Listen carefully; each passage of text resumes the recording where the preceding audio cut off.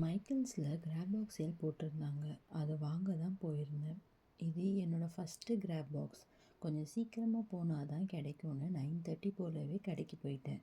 Clearance session பக்கத்தில் எல்லா graph பாக்ஸையும் அடுக்கி வச்சுருந்தாங்க. கிராப் பாக்ஸ்னால் என்னன்னு சொல்லிடுறேன். ஒரு சீசன் இல்லை மேஜர் ஹாலிடே முடிஞ்சதும் அந்த பீரியடில் கடையில் விற்காத பொருள் எல்லாத்தையும் சேர்த்து பாக்ஸஸில் ஃபில் பண்ணி சேல் பண்ணுவாங்க.